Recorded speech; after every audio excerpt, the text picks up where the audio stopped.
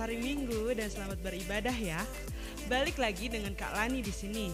Apa kabar nih adik-adik di rumah? Kakak Lani berharap adik-adik di rumah selalu dalam keadaan sehat dan baik-baik saja. Adik-adik, hari ini kita akan belajar firman Tuhan lagi. Kira-kira tema kita hari ini apa ya? Oke, tetapi sebelum itu seperti biasa, Kak Lani akan mengajak kita untuk memuji dan menyembah Tuhan terlebih dahulu. Pujian penyembahan juga hari ini akan dipimpin oleh Kak Joshua.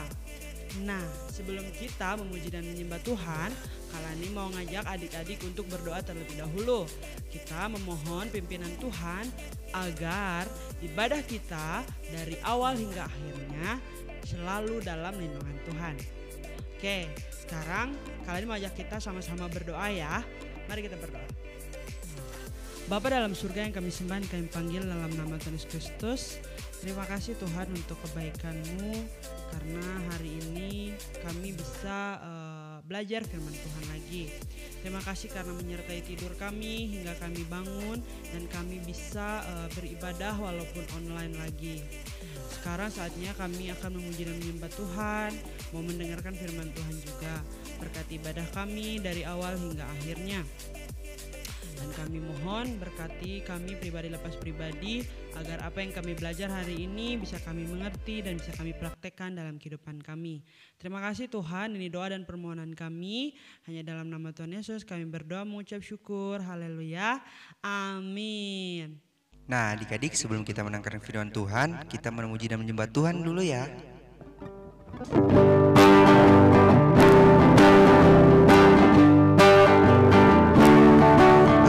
Ada satu sobatku yang setia, tak pernah dia tinggalkan diriku. Di waktu aku susah, waktuku sendirian, dia selalu menemani.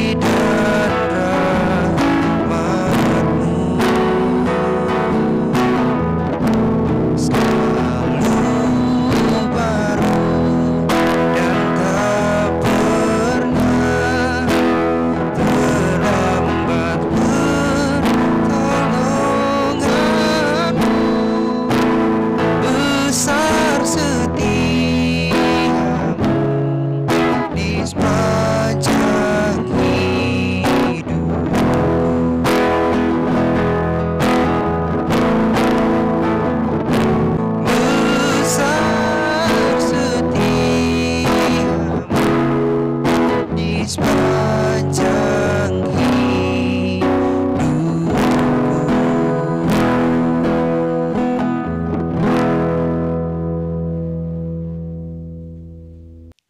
Yeay, thank you Kak Joshua sudah memimpin kita di dalam pujian dan penyembahan. Sekarang saatnya kita akan mendengarkan firman Tuhan. Tema kita hari ini adalah belajar taat. Tema ini Kakak Lani ambil dari Kejadian 6 sampai 8.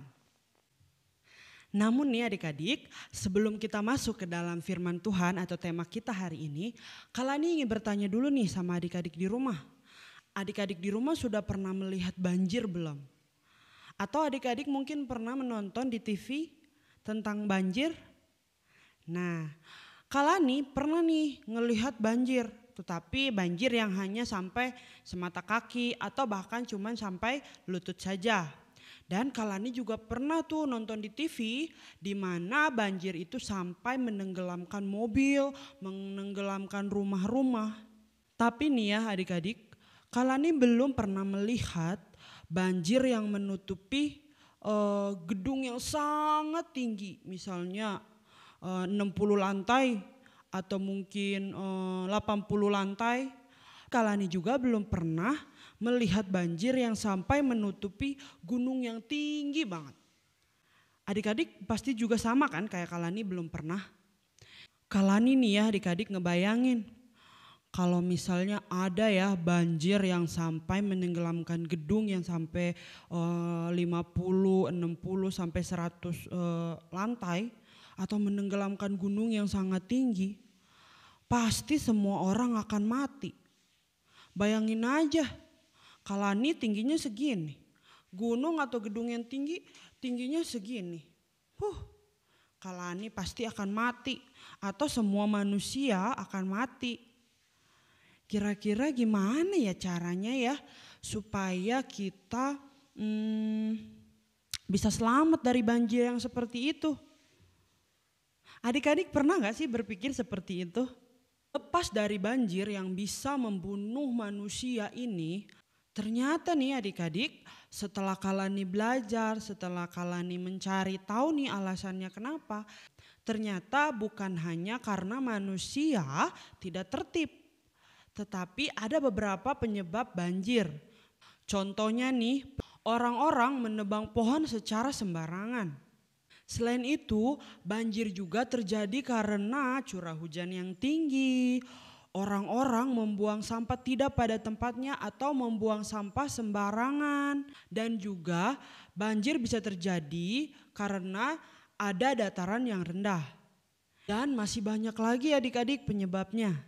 Namun ya adik-adik, bukan itu ya yang kita mau bahas hari ini. Kita bukan mau membahas penyebab banjir, tetapi kita mau membahas tentang apa sih hubungannya Kak ketaatan sama banjir yang terjadi. Adik-adik tahu nggak? Di dalam Alkitab juga ada cerita yang sama loh, ada banjir yang sangat besar. Namun banjirnya ini adik-adik itu parah banget adik-adik. Kira-kira adik tahu gak nih ada cerita seperti itu dalam Alkitab? Kakak Lani yakin sih adik-adik pasti pernah mendengar ini. Nah, kalau kita membaca di dalam Alkitab ada sebuah kisah yaitu adalah kisahnya Nuh. Oke, Kak Lani ingin bercerita sedikit ya tentang kisah Nuh. Nah, Nuh ini adalah seorang yang berkenan di hadapan Allah. Nuh ini hidup benar dan tidak bercela di hadapan Allah. Dan Nuh ini sehari-harinya hidup bergaul dengan Allah. Karena Nuh yang hidup bergaul dengan Allah, Nuh ini diselamatkan ketika terjadi sebuah musibah yaitu banjir besar adik-adik. Nuh ini memiliki seorang istri dan 3 orang anak. Namanya adalah Sem, Ham, dan Yafet. Ingat ya namanya Sem, Ham, dan Yafet. Ketiga anaknya Nuh ini sudah menikah. Jadi total keluarga Nuh adalah 8 orang. Siapa aja sih? Nuh, istrinya Nuh, ketiga anaknya yaitu Sem, Ham, dan Yafet. Juga ketiga istri dari Sem, Ham, dan Yafet. Jadi totalnya 8 orang adik-adik. Suatu hari ketika Allah sedang melihat ke bumi, Allah melihat, wah, bumi ini sudah hancur. Orang-orang hidup dengan kekerasan. Sungguh manusia hidup di bumi ini sudah hidup tidak sesuai dengan kehendak Allah lagi.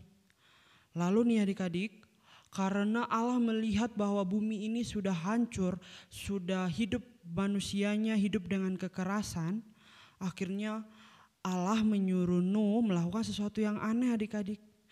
Allah menyuruh Nuh untuk membuat sebuah batra yang sangat besar adik-adik.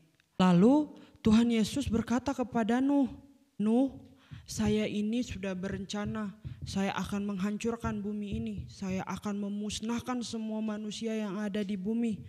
Karena mereka hidupnya penuh dengan kekerasan, mereka tidak taat kepada Allah, bahkan mereka hidup seenaknya saja. Jadi saya berencana ingin memusnahkan nih orang-orang. Udahlah dihancurkan aja bumi ini.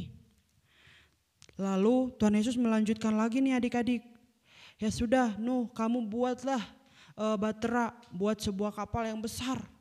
Nah, tetapi nih adik-adik, Allah menyuruh Nuh untuk membangun sebuah kapal ini tidak seperti membuat kapal orang pada biasanya. Tetapi ada persyaratannya nih adik-adik. Yaitu yang pertama, batra Nuh ini harus dibuat dari kayu gofir. Kayu gofir itu kira-kira kayu yang sangat kuat adik-adik. Kalani juga gak tahu ya pada zaman sekarang kira-kira kayu gofir itu kayu yang seperti apa. Tapi Kalani yakin ketika Allah menyuruh Nuh membuat batra ini terbuat dari kayu gofir, pasti kayu gofir ini adalah kayu yang terbaik pada masa itu. Tidak hanya terbuat dari kayu gofir aja adik-adik, ada lagi persyaratan yang lain. Yaitu batra itu Allah perintahkan untuk dibuat berpetak-petak. Ada kamar-kamarnya seperti itu adik-adik. Nuh juga diperintahkan untuk membuat batra panjangnya 300 hasta, lebarnya 50 hasta, dan juga tingginya harus 30 hasta.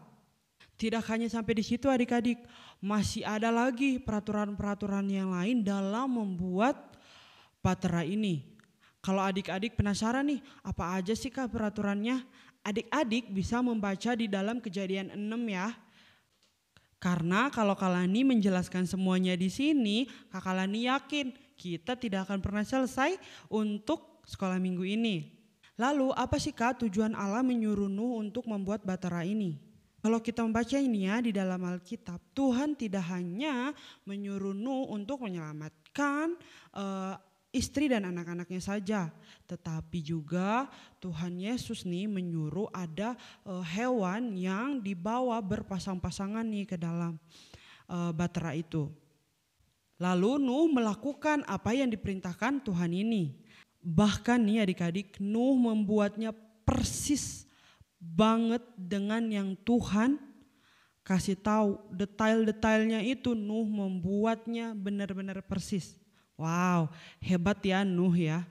Kira-kira pada saat itu Nuh tahu nggak ya bahwa Tuhan akan mendatangkan banjir yang sangat besar?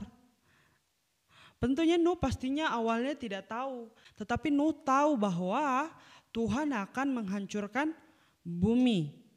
Benar aja nih adik-adik, setelah Nuh sudah selesai membangun baterainya, terjadilah air bah yang sangat besar nih adik-adik.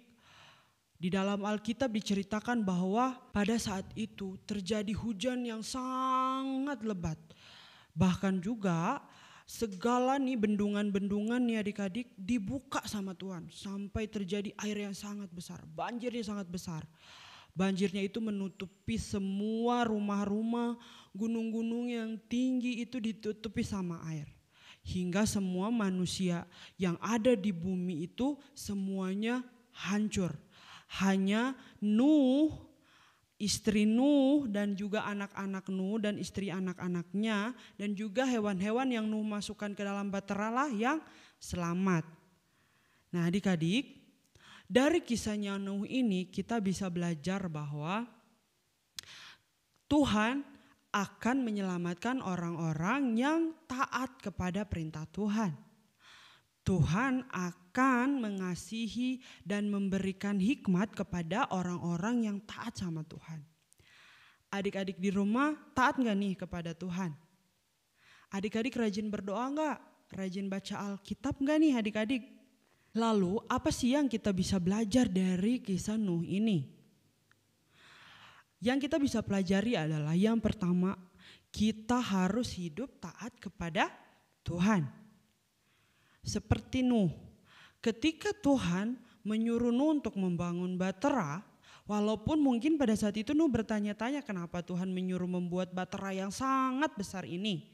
Tetapi Nuh taat, bahkan detail kecilnya pun Nuh membuat sesuai dengan perintah Tuhan.